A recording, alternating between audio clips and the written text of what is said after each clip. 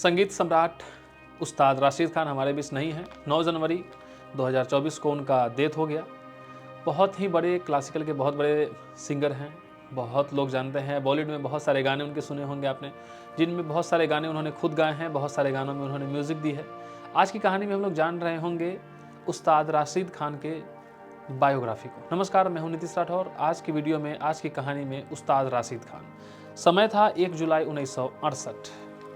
उत्तर प्रदेश का जिला बुदायन, वहाँ पे उस्ताद राशिद खान साहब का जन्म होता है। अब देखिए, शास्त्रीय संगीत को सीखना और उसके प्रति रुचि रखना कम उम्र के लड़के में बहुत कम ज़्यादा होती है। बहुत कम ऐसे कम उम्र के लोग होते हैं जो क्लासिकल म्यूजिक में इंटरेस्ट लेते हैं, और हालांकि राशिद खान साहब के साथ भी यही था।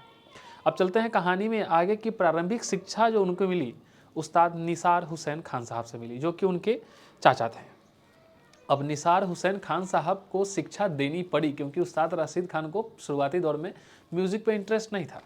हालांकि इनमें जो संगीत की जो प्रतिभा है, ये इनके चाचा उस्ताद मुस्तफ़ा खान साहब को उन्होंने नोटिस किया कि ये लड़का गा सकता है, और उन्होंने इन्हें प्रारंभिक ट्रेनिंग जो थी वो देनी शुरू की। अब कहानी आगे बढ़ती है और उन्होंने मुंबई में जो था उस्ताद मुस्तफ़ा खान साहब ने इनको ट्रेन किया, और कहानी आगे बढ़ी। उसके बाद फिर इनके जो मामा जी थे उस्ताद निसार हुसैन खान साहब, इन्होंने इनको ट्रेनिंग दिया और बहुत लंबे अरसे तक ट्रेनिंग दिया। हालांकि होता क्या था कि सुबह में 4 बजे ही निसार साहब बैठा देते थे इनको रियाज करने के लिए, और क्योंकि उस्ताद राशिद खान साहब कम उम्र के थे तो इनका म्यूज़िक में जो था कि वो इंटरेस्ट बहुत कम आता था।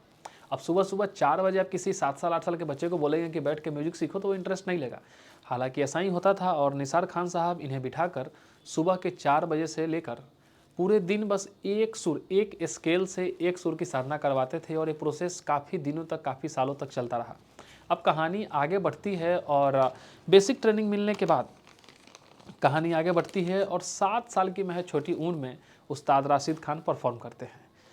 7 साल की एज में पहला परफॉर्मेंस किया। उसके बाद आईटीसी जो लिमिटेड कंपनी है, वहाँ पे इनको परफॉर्म करने का मौका मिला, क्योंकि उस्ताद नासिर खान साहब इनके साथ थे और वो वहाँ पे ऑलरेडी मौजूद थे। तो इनको पहली बार वहाँ पे परफॉर्म करने का मौका मिला, और आईटीसी लिमिटेड में वहाँ उनकी जो म्यूज़िक जो ये है रिसर्च सेंटर, वहाँ से इनको 1994 में एक स्थापित म्यूजिशियन के तौर पे इनको वहाँ पे माने जाने लगा। वहाँ एक म्यूज़िक एकेडमी इनको 1994 में माना गया कि अब ये जो है उस्ताद राशिद खान साहब एक ट्रेंड म्यूजिशियन बन चुके हैं, और वहाँ से कहानी आगे बढ़ती है। हालांकि इनके म्यूज़िक स्टाइल की बात करें तो उस्ताद राशिद खान साहब का जो म्यूज़िक स्टाइल था वो काफ़ी डिफरेंट था।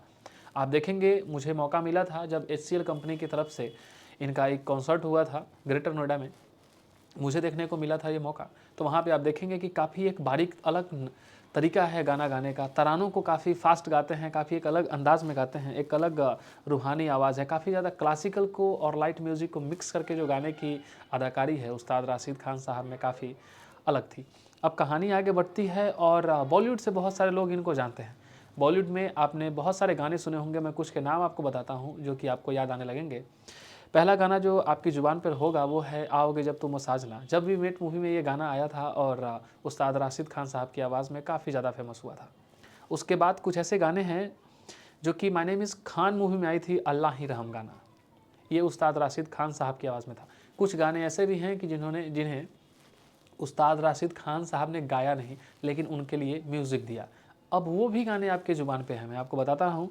वो गाना है जावेद अली का गाया हुआ गाना, जिसका राज 3 मूवी में आया था, दीवाना कर रहा है तेरा रूप सुनहरा। ये गाना हर एक युवा जो कि 1990 और 2000 के बीच की कैटेगरी से आता है, वो इस गाने को ज़रूर सुनता है और बहुत गुनगुनाया होगा। एक आई थी मूवी हेट स्टोरी 2, उसमें एक गाना था कभी आईने पे लिखा तुझे, गाया था इसको के साहब ने, और ये गाना भी काफ़ी ज़्यादा प्रचलित था। तो म्यूज़िक की दुनिया में क्लासिकल म्यूज़िक से ट्रेनिंग लेते हुए आगे बढ़ी कहानी, और फिर बॉलीवुड में गाना भी गाया, बॉलीवुड के लिए म्यूज़िक भी दिया। लेकिन कुछ ऐसी कहानियां हैं जो कि अभी बाकी हैं। आपको भारत सरकार ने उस्ताद राशिद खान साहब को 2006 में पद्मश्री अवार्ड से नवाजा था। उसके बाद 2022 में पद्म विभूषण के अवार्ड से भी राशिद खान साहब को नवाजा गया। तो ये इनकी एक म्यूज़िक जर्नी थी। कहाँ उत्तर प्रदेश से निकलकर राशिद खान साहब कोलकाता में शिफ्ट हुए आईटीसी लिमिटेड के साथ, और उसके बाद फिर वहीं पे चला, और एक लंबे अरसे से बीमार चल रहे थे उस्ताद राशिद खान साहब। तो इनकी जो कैंसर की जो रिपोर्ट थी वो काफ़ी ज़्यादा रिकवर हो रही थी, cancer time to time recover हो रहा था। लेकिन 23 दिसंबर को इनकी तबीयत बिगड़ गई और इनको वेंटिलेशन पे डाल दिया गया। अब वेंटिलेशन पे डालने के बाद जो है कि 23 दिसंबर से लेकर 8 जनवरी 2024 तक उस्ताद राशिद खान साहब स्ट्रगल करते रहे और 9 जनवरी को उस्ताद राशिद खान साहब प्रोस्टेट कैंसर से मर गए। तो ये थी छोटी सी कहानी उस्ताद राशिद खान साहब के बारे में। अगर आप किसी कहानी में किसी नए शख्सियत के बारे में जानना चाहते हैं, जिनकी बायोग्राफी, जिनकी जीवनी को जानना चाहते हैं, तो हमें कमेंट करके बताइएगा। हम उन पे वीडियो लाने की हर संभव कोशिश करेंगे। मिलते हैं अगली वीडियो में किसी नई कहानी के साथ, किसी नई शख्सियत की कहानी के साथ। तब तक के लिए जय हिंद।